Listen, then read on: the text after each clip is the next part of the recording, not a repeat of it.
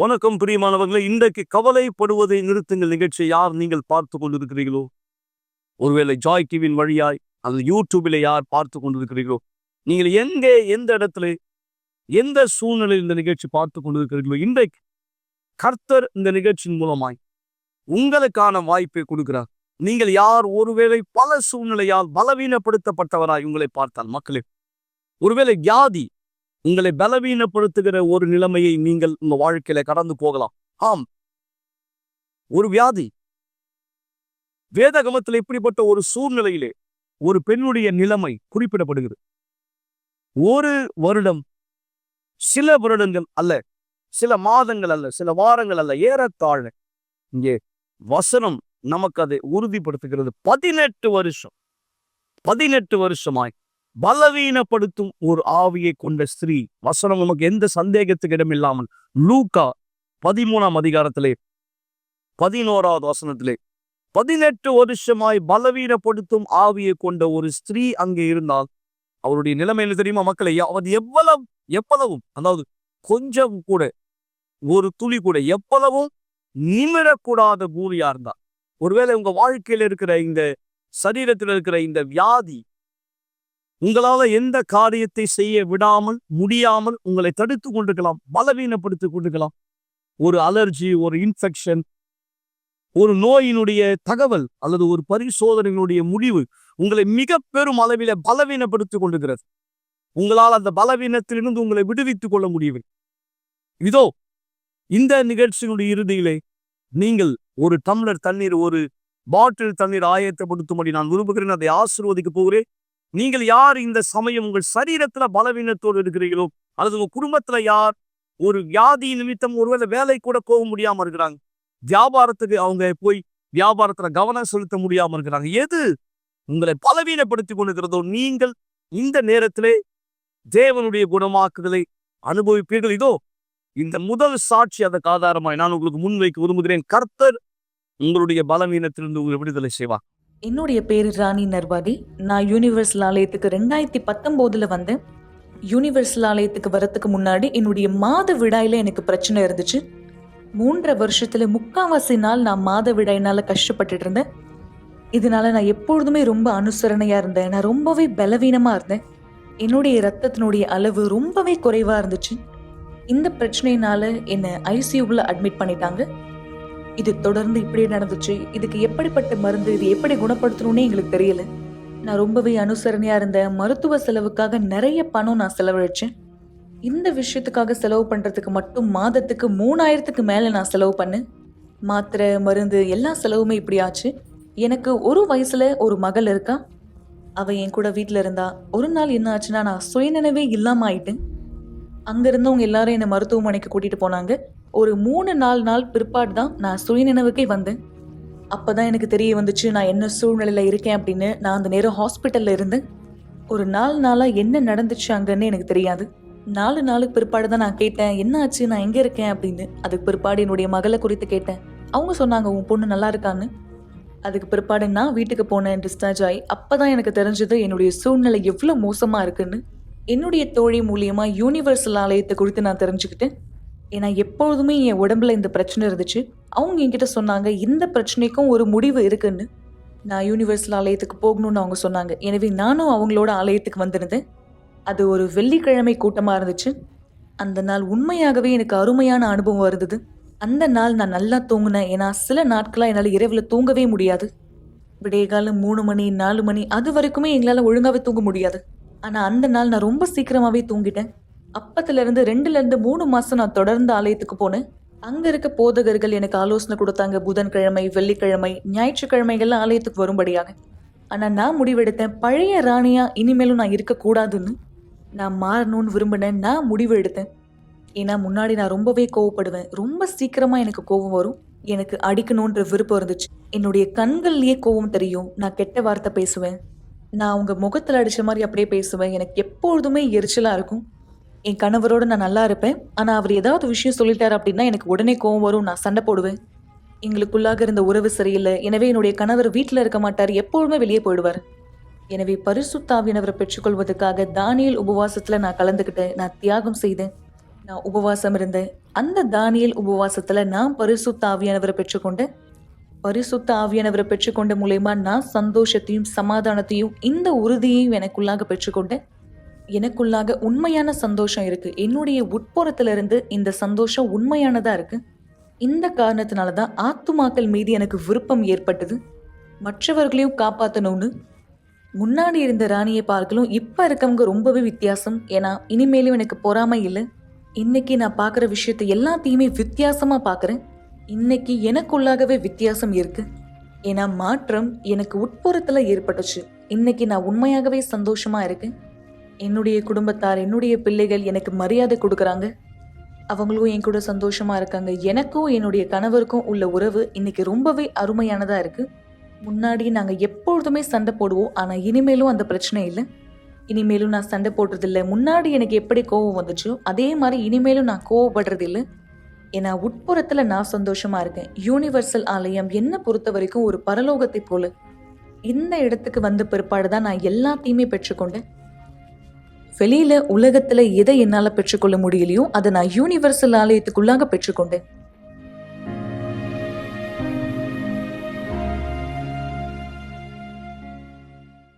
மீண்டும் நான் உங்களை வரவேற்றேன் மக்களே. இந்த நேரம் சரீரத்திலே உள்ள பலவீனத்தில் இருந்து விடுவிக்கப்பட்ட ஒருத்தருடைய சாட்சி நீங்கள் கேட்டீங்க. ஒருவேளை நீங்க சொல்லலாம், என்னுடைய பலவீனம் என் சரீரத்துல இல்லை, எனக்கு வியாதி இல்லை, ஆனால் ஒரு காயம், அதாவது ஒரு மனபாதி, யாரோ ஒருத்தர் சொன்ன வார்த்தை, யாரோ ஒருத்தரோடு உங்களுக்கு ஏற்பட்ட ஒரு மனஸ்தாபம் உங்க உள்ளத்துல ஆறாத காயமா இருக்கிறது. தழும்பாய் இருந்தாலும் ஒரு விதத்துல பரவாயில்ல, காயம். நீங்க இன்னும் அந்த வலியை உணர்றீங்க. நண்பர்களே, இந்த மன அழுத்தத்தின் பின்பாய், இந்த காயத்தின் பின்பாய் கண்டிப்பாய் ஒரு அசுத்தத்தின் வேலை இருக்கிறது. எனவேதான் வசனம் நமக்கு சொல்கிறது, ஆண்டவராகி இயேசு கிறிஸ்து அப்படியாய் சொன்னார், நான் பிசாசின் கிரியைகளை அழிக்க வந்தேன். மனுஷகுமாரன் வந்தார் பிசாசின் கிரியைகளை அழிக்கப்படும். அவனுடைய வேலைதான் பலவீனப்படுத்துவது, காயப்படுத்துவது, மக்களை மன அழுத்தத்துக்கு உட்படுத்துவது. எத்தனை பேர் ஒருத்தர் முகத்தை பார்த்து முடியாம இருக்கிறாங்க, பேசிக்கொள்ள முடியாம இருக்கிறாங்க. மனசுல ஏற்பட்ட ஒரு வலியினா, ஒருவேளை உங்க திருமண வாழ்க்கையில, உங்க குடும்ப உறவுல இப்படிப்பட்ட ஒரு வலியை நீங்க உணர்ந்து கொண்டிருக்கலாம். உங்க பிள்ளைகளுடைய சூழ்நிலை நிமித்தம், உங்களுடைய திருமணத்துல ஏற்பட்ட ஒரு பாதிப்பு உங்க மிக பெரும் அளவில் பாதித்திருக்கலாம் மக்களே. ஆனால் இதை நிவர்த்தி செய்ய முடியும். ஆண்டவராக இயேசு தாமே வந்தார்.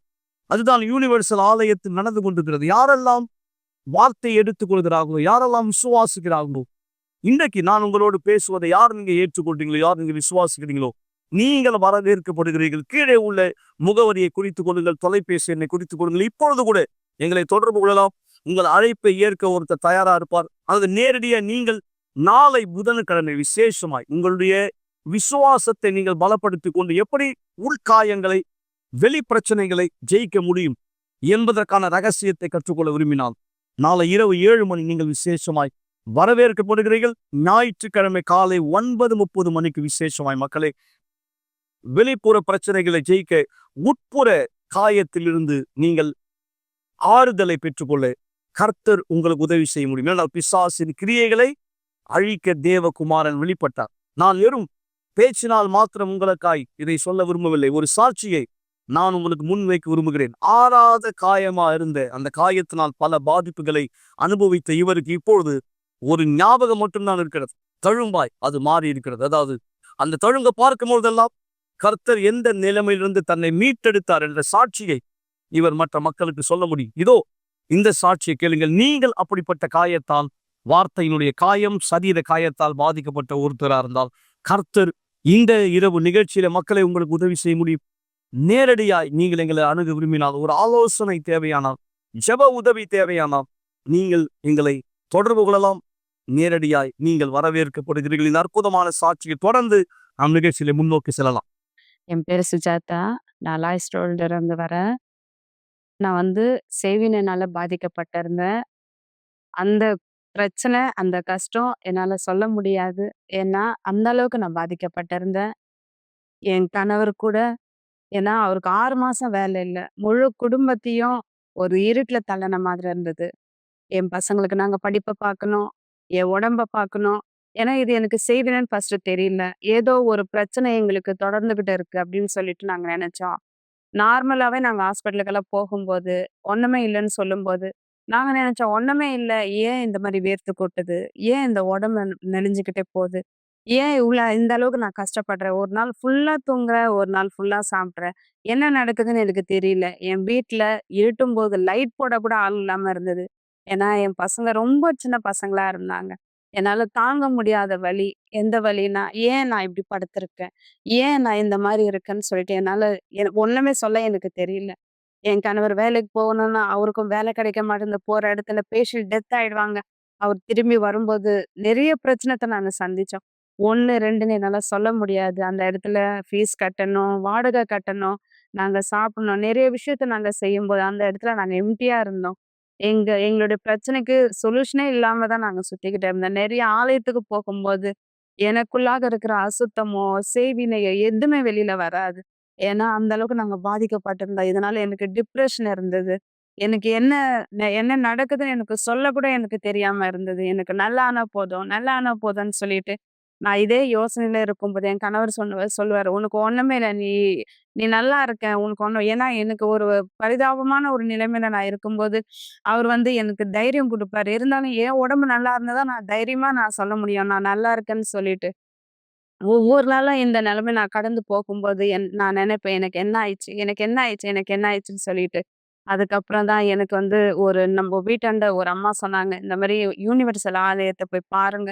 நீங்க அந்த ஆலயத்துல கண்டிப்பா நீங்க விடுதலை ஆவீங்க" அப்படின்னு சொன்னாங்க. ஆனா நான் சொன்னேன், "நான் நெறைய ஆலயத்துக்கு போனேன். ஏம்மா எனக்கு இன்னும் கிளியர் ஆகல? அந்த ஆலயத்துல மட்டும் எப்படி எனக்கு கிளியர் ஆகும்?" நான் கேட்டப்ப அவங்க சொன்னாங்க, "நீங்க ஒரு வெள்ளிக்கிழமை அன்னைக்கு சாயந்தரம் 7 மணிக்கு நீங்க போய் அந்த இடத்துல போங்க. அந்த இடத்துல உண்மையாவே நீங்க விடுதலை ஆவீங்க" அப்படின்னு அவங்க சொன்னாங்க. அந்த இடத்துல நான் வரும்போது, என் பிள்ளைகள கூட்டிட்டு நான் வரும்போது, இந்த இடத்துல நான் நல்லா ஆவேனா எனக்கு தெரியாம, அழுதுகிட்டே வந்தேன். இந்த இடத்துல உள்ள வரும்போதே எனக்கு ஏதோ ஒரு சமாதானம் எனக்குள்ளாக வந்தது. நான் உள்ள வந்தப்போ எனக்கு தெரியல, அந்த இடத்துல என்ன சொல்றாங்க? என்ன பேசுறாங்க? என்ன ஜெபிக்கிறாங்கன்னு கூட எனக்கு ஒண்ணுமே தெரியல. நான் நல்லானா போதும். நான் நல்லானா போதும். இந்த இடத்துல நான் நல்லா ஆவேனா? இந்த இடத்துல நான் நல்லா ஆவேனான்னு சொல்லிட்டு, நான் ரொம்ப கஷ்டப்பட்டேன். ஏன்னா, அந்த அளவுக்கு பாதிக்கப்பட்டு வந்தேன். நான் சுத்தாத இடமே இல்ல. நான் தெரியாத இடமே இல்ல. எந்த ஆலயத்துக்கு போனாலும் நான் சரி ஆகல. இனிமே நான் உயிரோட இருக்க மாட்டேன்னு சொல்லி தான் கடைசியா இந்த இடத்துல வந்தேன். வரும்போது அன்னைக்கு அந்த வெள்ளிக்கிழமை அன்னைக்கு உண்மையாவே அந்த இடத்துல ஜெபிக்கும்போது விடுதலை ஜெபம் நடந்துகிட்டு இருந்தது. அந்த இடத்துல ஜெபிக்கும்போது, எனக்குள்ளாக இருந்த அந்த செய்வின வெளியில போறது எனக்கு தெரிஞ்சது. எனக்குள்ளாக ஏதோ ஒரு மாற்றத்த அன்னைக்கே நான் பார்த்தேன். அந்த நிமிஷத்திலேயே நான் பார்த்தேன். அந்த நிமிஷத்துல நான் பார்க்கும்போது நான் நெனச்சேன், நான் உயிரோட தான் இருப்பேன். சாகப் போறதில்ல. ஏன்னா நான் நெனைக்கும் போதெல்லாம் என் பசங்கள அனாதையா நான் விட்டு சாகப் போறேன் அப்படின்னு நெனச்சேன். அந்த இடத்துல நான் வரும்போது, அந்த மரணம் என்ன இனிமே நெருங்காதுன்னு சொல்லிட்டு, உண்மையாவே இந்த இடத்துல எனக்கு விடுதலை கிடைச்சது. நான் வீட்டுக்கு போகும்போது என் கணவர் இடத்துல சொன்னேன். உண்மையாவே அந்த இடத்துல ஏதோ ஒரு மாற்றத்த நான் பார்த்தேன். ஏதோ ஒரு மாற்றத்த நான் பார்த்தேன். கண்டிப்பா பார்த்தேன். நீங்களும் வாங்க அப்படின்னு சொல்லும்போது, நெக்ஸ்ட் ஃப்ரைடே அவர் வரும்போது, இந்த இடத்துல அவரா சொன்னாரு, "ஏதோ ஒரு மாற்றம் இந்த இடத்துல இருக்கு. ஆமா, நம்ப பார்க்காத ஒரு சொல்யூஷன் இந்த இடத்துல நம்மளுக்கு கிடைச்சதுன்னு" சொல்லிட்டு, நாங்க வீட்டுக்கு போனோம். வீட்டுக்கு போன பிறகு எங்களுக்குள்ளாக நல்லா சமாதானம் இருந்தது, சந்தோஷம் இருந்தது. ஏன்னா, இந்த செவின வெளியில போயிடுச்சுன்னு சொல்லிட்டு. ஆனா, நாள் ஆக ஆக நாங்க ஆலயத்த விட்டு சில நாள் நாங்க எங்களுக்கு உடனே கிளியர் ஆயிடுச்சுன்னு சொல்லிட்டு, ஆலயத்த விட்டு நாங்க இருந்தோம். ஒரு 2 மாசம், 3 மாசம் நாங்க வரல. மறுபடியும் ஏதோ ஒரு அசுத்தம் எங்கள தொடுதுன்னு சொல்லிட்டு எங்களுக்கு தெரிஞ்சு போச்சு. என்ன அசுத்தம்? ஏதோ எனக்கு சொல்லவே தெரியல எனக்கு. இடுப்புல இருந்து கால் வரைக்கும் பயங்கரமா வலிக்கும். ஒரு ஆள் என் வெயிட்ல இருக்கிற ஒரு ஆள் என் மேல ஏறி உக்காந்த போல இருக்கும். ஆனா பார்த்தா கால் வீங்கல, இடுப்பு வீங்கல, ஒண்ணுமே இருக்காது. ஆனா அவ்ளோ வீக்கத்துல நான் அழுவேன். ஏன் இந்த மாரி இருக்குன்னு எனக்கு தெரியலன்னு சொல்லும்போது எங்க வீட்டுக்காரர் சொன்னாரு, "இனிமே ஆலயத்த விட்டு நீ தூரமா இருக்காத. அந்த இடத்துல விடுதலையானத நீ பார்த்தல்ல. நீ மறுபடியும் நம்ம ஃபேமிலியா அந்த இடத்துக்கு நம்ம போலான்னு" சொல்லிட்டு நாங்க மறுபடியும் வந்தோம். வரும்போது நான் பாஸ்டர் இடத்துல பேசினேன். "பாஸ்டர், எனக்கு விடுதலை ஆனது நடந்தது. நான் நான் குணமாயி நான் வீட்டுக்கு போனேன். ஒரு 2 மாசம் நான் வரல. அதோட போயிடுச்சுன்னு நான் நெனச்சேன். மறுபடியும் டிஃப்ரெண்ட்டா ஒரு ஒரு வலி எனக்குள்ளாக வந்தது. என்னால தாங்க முடியல. எதனாலன்னு சொல்லும்போது, பாஸ்டர் என்கிட்ட பேசினாரு. "நீ மறுபடியும் ஞாயிற்றுக்கிழமை வாம்மா" அப்படின்னு சொன்னாரு. நான் ஞாயிற்றுக்கிழமை வரும்போது, இந்த இடத்துல பாஸ்டர் இந்த இடத்துல பேசினது, "உனக்குள்ளாக இந்த செய்வினை வருதுன்னா, உனக்குள்ளாக தேவ ஆவியானவர் இருக்கும்போது, இனிமே இந்த செய்வினை உன்ன தொடராது" அப்படின்னு சொன்னாங்க. அப்புறம் நான் ஞாயிற்றுக்கிழமை வர்றதுக்கு நான் டிசைட் ஆனேன். என் குடும்பத்தோட நாங்க ஞாயிற்றுக்கிழமை வரும்போது உண்மையாவே எங்களுக்குள்ளாக அந்த சேவினம் முழுமையா வெள்ளி, ஞாயிறு நாங்க வரும்போது முழுமையா எங்களுக்குள்ளாக கிளியர் ஆனது. ஆனா எனக்கு சொல்ல தெரியல. அவ்ளோ சந்தோஷம் எனக்குள்ளாக இருந்தது. எத்தன ஆலயத்தன சொல்லப்போனா நீலாங்கரை வரைக்கும் நாங்க போய்க்கிட்டு வந்தோம். இந்த இடத்துல குணமாகுமா? இந்த இடத்துல குணமாகுமா? இந்த இடத்துல தீர்க்க தரிசனம் வருமா? இந்த இடத்துல ஒரு போதகர் என் தலைமையில கை வைப்பாரான்னு. ஆனா இல்ல. இந்த இடத்துல வரும்போது யுனிவர்சல் ஆலயத்துக்கு வரும்போது, இனி மீண்டும் என்னிடத்துல சேவின கிடையாது. பாஸ்டர் கிட்ட நான் பேசும்போது, "பாஸ்டர் நான் நல்ல குணமாயிட்டேன்" அப்படின்னு நான் சொல்லும்போது, பாஸ்டர் சொன்னார், "உனக்குள்ளாக பரிசுத்த ஆவியானவர் இருந்தா, இனிமே அது உன்ன தொடாது" அப்படின்னு சொன்னாரு. அப்போ மறுபடியும் நான் பிரேயர் பண்ணேன். தேவனே எனக்குள்ளாக உம்முடைய ஆவி எனக்கு வேணும்னு சொல்லி. நான் பிரேயர் பண்ணும்போது ராத்திரி 1:30 மணிக்கு எந்திரிச்சு அழுது பிரேயர் பண்ணேன். இந்த வலி, இந்த வேதனை என்னால தாங்க முடியல. வெளிய ஒரு ஆள் எனக்கு செய்வினை செஞ்சா பரவால்ல. வீட்ல இருக்கிறவங்களே என்ன இந்த மாரி கஷ்டப்படுத்துறாங்க தேவனே. நீங்க எனக்குள்ளாக வரலன்னா, என்னால எப்படி இந்த விஷயத்த நான் ஜெயிக்க முடியும்? என் பசங்க சின்ன பசங்களா இருக்காங்க. நாங்க எப்படி ஒரு சந்தோஷமான வாழ்க்கை வாழ முடியும்னு சொல்லிட்டு, அந்த இடத்துல கண்ணீரோட நான் ஜெபிச்சேன். கண்ணீரோட நான் ஜெபிக்கும்போது எனக்குள்ளாக தேவ ஆவியானவர் வந்தார். அவர் வரும்போது ஒரு சமாதானத்த, ஒரு சந்தோஷத்த நான் பார்த்தேன். அது எந்த அளவுக்குன்னா, என் வாழ்க்கையில அந்த மாரி சந்தோஷத்த நான் எப்பவுமே பார்த்தது கிடையாது. அப்படியேப்பட்ட ஒரு சந்தோஷத்த நான் பார்த்தேன். தேவ ஆவியானவர் எனக்குள்ளாக வரும்போது, இந்த உலகத்தையே நான் ஜெயித்த அளவுக்கு ஒரு சந்தோஷம் எனக்குள்ளாக வந்தது. அத விவரிக்க கூட என்னால முடியல. அவ்ளோ சந்தோஷம். என் குடும்பத்துல நான் ஒரு மாற்றத்த பார்த்தேன். எனக்குள்ளாக ஆவியானவர் வரும்போது, இனிமே அந்த இருள் இல்ல, அந்த செய்வினை இல்ல, அந்த பலவீனம் இல்ல. நான் ரொம்ப சந்தோஷமா இருந்தேன். அந்த நேரத்துல என் குடும்பம் முழுவதும் தேவனுடைய ஆலயத்துக்கு வந்துகிட்டு இருக்கும்போது, பரிசுத்த ஆவியானவர் எனக்குள்ளாக இருக்கும்போது, என் பொண்ணுக்கு ஒரு 17 வயசு இருக்கும். அந்த 17 வயசு பொண்ணுக்கு ரோட்ல ஆக்சிடென்ட் நடந்தது. பாப்பா ரோடு கிராஸ் பண்ணும்போது, ஒரு ஷேர் ஆட்டோ மாரி வந்து, அந்த ஷீட் கட்டிக்கிட்டு வந்து என் பொண்ணுடைய கழுத்துல விழுந்து, ஒரு துளி, ஒரு நூல் அளவுல அவ இறக்க வேண்டியதா இருந்தது. அந்த இடத்துல எ எங்க பாப்பாவ இன்னொருத்தவங்க கூட்டிட்டு போயிட்டு ஹாஸ்பிட்டல்ல போட்டாங்க. எனக்கு தெரியாது. நான் அந்த இடத்துல வீட்ல இருந்த ஒருத்தவங்க வந்து எனக்கு சொன்னாங்க, "உங்க பாப்பாக்கு ஆக்சிடென்ட் ஆயிடுச்சுன்னு" சொன்னதும் என் பையன் ஓடி பார்த்தப்போ, அவன் ரொம்ப அழுதுட்டான். ஃபுல்லா பிளட்டு ஃபுல்லா சுடிதார் ஃபுல்லாவே பிளட்டா இருந்தது. என் வீட்டுக்கு என் பையன் வந்து, "அம்மா வாம்மா, பாப்பாவ ஹாஸ்பிட்டல்ல சேர்த்துருக்காங்க. வா வான்னு" சொல்லும்போது, நான் "என்ன ஆயிடுச்சு?" அப்படின்னு கேட்டேன். அவனுக்கு சொல்ல வரல. ஏன்னா ஃபர்ஸ்ட் டைம் எங்க வீட்லயே அந்த மாரி ஆக்சிடென்ட் ஆன ஒரு விஷயம். அந்த இடத்துல என் என் பையன் சொல்லும்போது நான் கேட்டேன், "அவ உயிரோட இருக்காளா? அவ உயிரோட இருக்காளா?" அது மட்டும் சொல்லுனா, அவனுக்கு அது கூட வாய் வரல. நான் போகும்போது, வண்டியில ஏறி நான் போகும்போது, தேவனிடத்துல ஒரே ஒரு விஷயத்த கேட்டேன். "தேவனே, நீங்க எனக்கு அநியாயத்த செய்ய மாட்டீங்க. நீங்க எனக்கு ஒருபோதும் அநியாயத்த செய்ய மாட்டீங்க. எனக்கு துரோகத்த செய்ய மாட்டீங்க. நான் நம்புறேன் என் பொண்ணு உயிரோட இருக்குன்னு சொல்லிட்டு." அப்படின்னு சொல்லி நான் உள்ள போகும்போது, என் பொண்ண நான் அப்படியே எட்டி பார்த்துக்கிட்டு போனேன். "என் பொண்ணு இருக்காளா?" அப்படின்னு சொல்லிட்டு. நான் போகும்போது என் பொண்ணு நர்ஸ் கூட பேசிட்டு இருந்தா. "ஆண்டி எனக்கு வலிக்குது" அப்படின்னு சொல்லிட்டு. பார்த்தா கன்னத்துல ஃபுல்லா இந்த இடத்துல இருந்து அப்படியே ஃபுல்லாவே கட் ஆயிருந்தது. எனக்கு என்ன சொல்லணும்னு தெரியல. இந்த இடமும் அப்படியே ஓப்பன் ஆயிருந்தது. 17 வயசு ஒரு பாப்பா. நான் என்ன பண்ண முடியும்? உடனே நான் வந்து அழல. என் பாப்பா கிட்ட போயிட்டு நான் பார்த்ததும், "நீ உயிரோட இருக்கிறியா?" எனக்கு அது போதும். நான் என் பாப்பா கிட்ட சொன்ன ஒரே வார்த்தை என்ன தெரியுமா?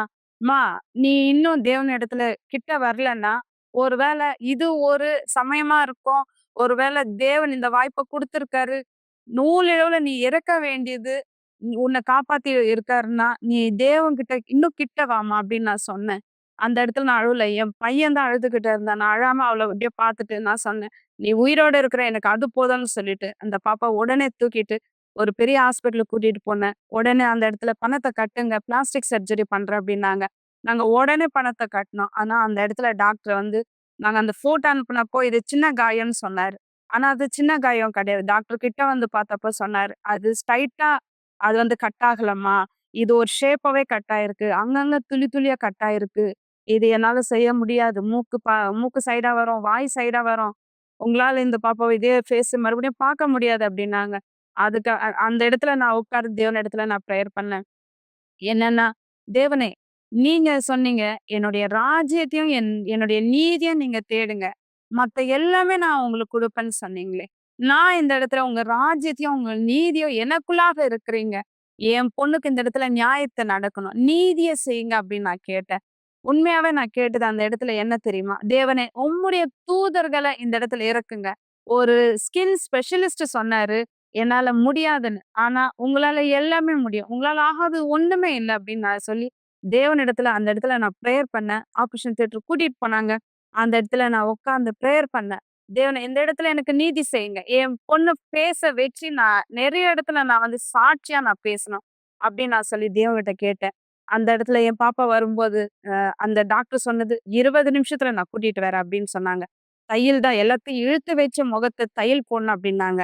ஆனா அந்த இடத்துல நான் தையல பார்க்கல. 1 1/2 மணி நேரத்துக்கு அப்புறம் 8 பேர் அந்த இடத்துல சர்ஜரி பண்ணியிருக்காங்க. என் பாப்பா வெளியில வரும்போது நான் பார்த்தேன். மூக்கு இருக்கிற விதமாவே இருக்கு. வாய் இருக்கிற விதமாவே இருக்கு.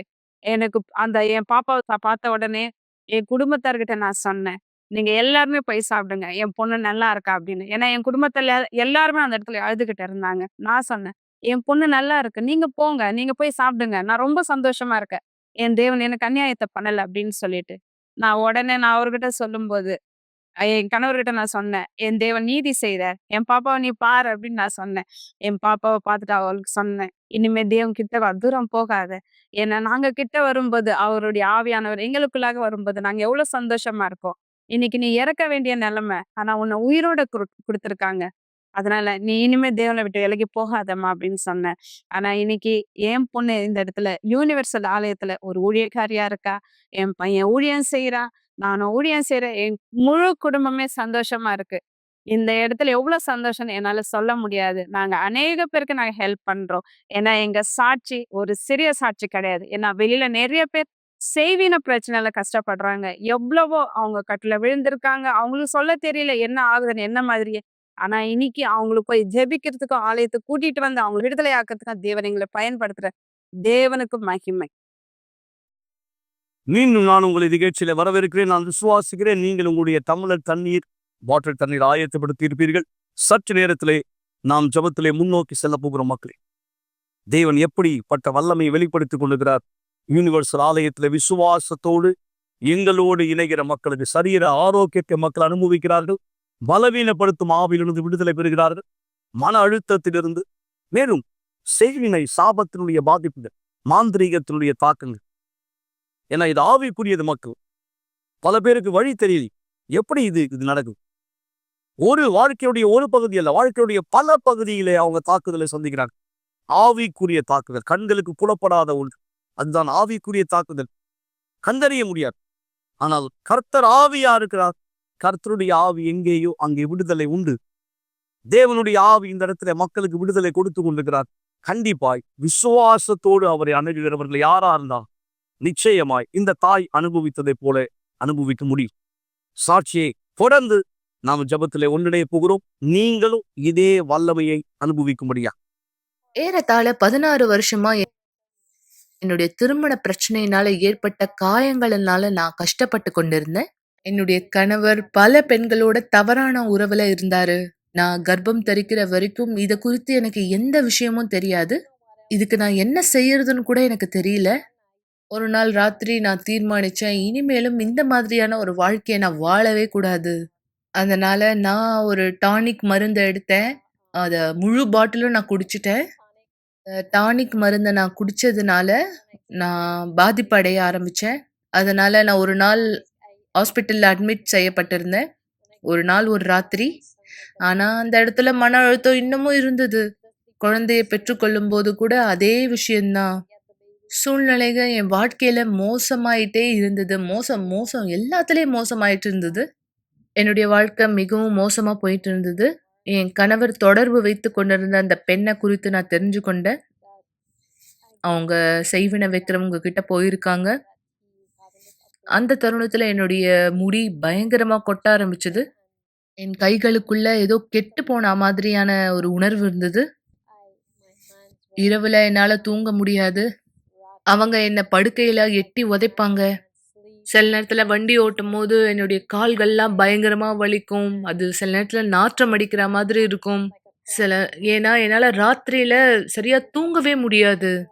என் வீட்ல பிள்ளைய வச்சு பூட்டிட்டு நான் வெளிய போய் என் கணவர ஒரு நாள் முழுதும், ராத்திரி முழுவதும் தேடுவேன். அவர் பகல் ஆவுற வரைக்கும் வீட்டுக்கு வரமாட்டாரு. அதனால நான் தூங்கவே மாட்டேன். சாப்பிட மாட்டேன். எதுலயுமே நான் சரியா என்ன பார்த்துக்கொள்ளல.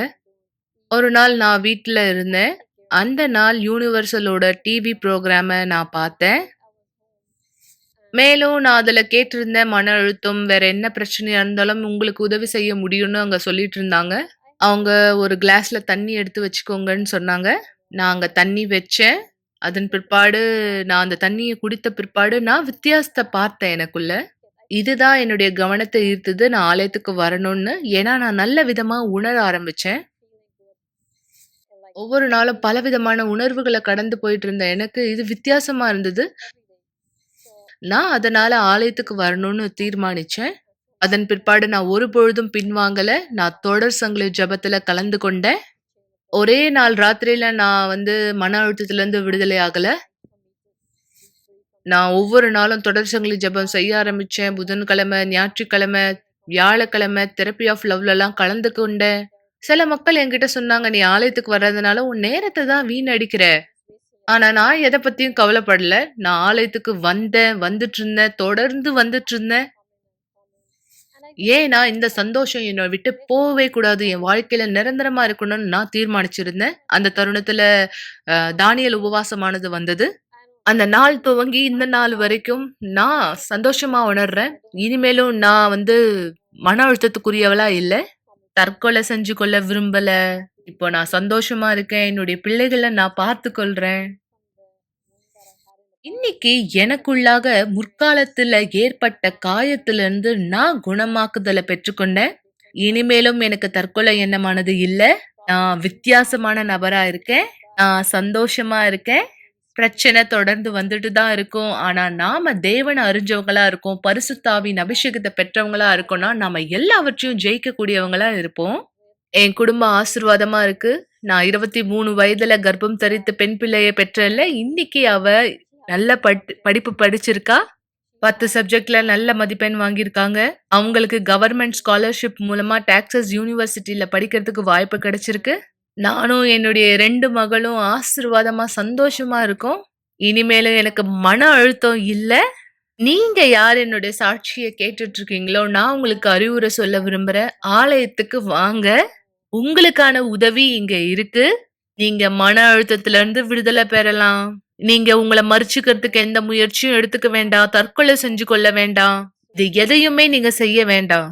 உங்கள விடுதலையாக்கக்கூடிய தேவன் ஒருத்தர் இருக்காரு. நீங்க அவரை தெரிஞ்சுக்கும் பொழுது நீங்க விடுதலையாக்கப்படுவீங்க. ஒருவரும் உங்களுக்கு வெளிச்சத்தின் நாளை கொடுக்காவிட்டாலும் அல்லது உங்களுடைய சத்தத்தை கேட்பதே பாரமாக தோன்றினாலும் உங்களுக்கு தேவையான பலத்தையும் நம்பிக்கையும் பெறுவதற்கான ஒரே வழி ஜெபம். தயவு செய்து உங்கள் கண்களை மூடியிருங்கள். இது ஜெபத்தின் நேரமாயிருக்கிறது. நேற்றும் இன்றும் என்றும் மாறாத ஆண்டவராகிய இயேசு, பலவீனப்படுத்தும் ஆவியை கொண்ட அந்த ஸ்திரீயை உன் கரத்தினாலே தொட்டு அந்த ஆவிக்கு நீர் கட்டளை பெற்று கொடுத்தீர் வெளியேறும்படி. அந்த தருணமே அவள் நிமிர்ந்து உம்மை மகிமை செய்தாள். மனசிலே காயத்தோடு இருந்த, பாதிப்போடு இருந்த இந்த நபரை மன அழுத்தத்திலிருந்து விடுவித்தீர். இன்றைக்கு அந்த தழும்பை பார்க்கும் போதெல்லாம் இவரால் சாட்சி கொடுக்க முடியும். எல்லா விதத்திலும் கிரியையினால், செய்வினையினால், பொறாமையினால் பாதிக்கப்பட்ட இந்த தாய்க்கு நீ விடுதலை கொடுத்தீர். யாரெல்லாம் இந்த நிகழ்ச்சியை எங்களை பார்த்து கொண்டிருக்கிறார்களோ, ஒரு சரீர பலவீனத்தோடு, வியாதி படுக்கை அல்லது மருத்துவமனை, செய்வினையினுடைய கிரியையினால் தாக்கப்பட்ட ஒருத்தராய், அல்லது உள்ளே வார்த்தையினால் ஏற்பட்ட காயத்தை தாண்ட முடியாமல், அந்த வார்த்தையினுடைய வலியை மீற முடியாமல் போராடி கொண்டிருக்கிற இவர், நம்பிக்கை துரோகத்தின் வலியை உணர்ந்து கொண்டிருக்கிற இவர், இந்த தண்ணீரை பருகும்போது தகப்பனை நான் ஜெபிக்கிறேன் இயேசுவின் நாமத்தினால். இவருக்குள் இருக்கிற எல்லா மன அழுத்தங்கள் விலகட்டும், காயங்கள் மறையட்டும். பலவீனப்படுத்தும் ஆவி இயேசுவின் நாமத்தினால் நான் கட்டளையிடுகிறேன். இந்த சரீரத்தை விட்டு வெளியேறிப்போ எல்லா செய்வினையின் கிரியைகள் நீக்கப்படுவதா. இந்த தண்ணீரை பருகுகிறவர், குறிப்பாய் விசுவாசத்திலே பருகுகிறவர், ஆரோக்கியத்திலிருந்து பருகுவாராகியவர் ஆண்டவராக இயேசு கிறிஸ்துவின் பெயராகும். ஆமென். ஆசுவாதமான தண்ணீரை பருகுங்கள் மக்களே. நான் விசுவாசிக்கிறேன் கர்த்தருடைய ஆவியானவர் தாமே உங்களுடைய விசுவாசத்தினால் இன்றைக்கு உங்கள் சரீரத்துக்குள்ளே, உங்கள் எண்ணத்துக்குள்ளே செயல்படுகிறார். நான் சொன்னதை மறக்க வேண்டாம் மக்களே. உங்களுக்குள் விசுவாசம் உண்டு. நீங்கள் இனி உங்களை பலவீனப்படுத்தும் ஆவியினால் தடுக்கப்பட்ட ஒருத்தராய், மன அழுத்தத்திலே பாதிக்கப்பட்ட ஒருத்தராய் பார்க்க வேண்டியதில்லை. நீங்கள் அணுகுகிற சமய விசுவாசத்தோடு நிச்சயமாய் உங்களுக்கு உதவி உண்டு. நாளை இரவு மீண்டும் இதே நிகழ்ச்சியை உங்களை சந்திப்போம். ஆலயத்திலே உங்களை சந்திப்போம். தேவன் உங்கள் அனைவரை ஆஸ்வதிப்பாராக.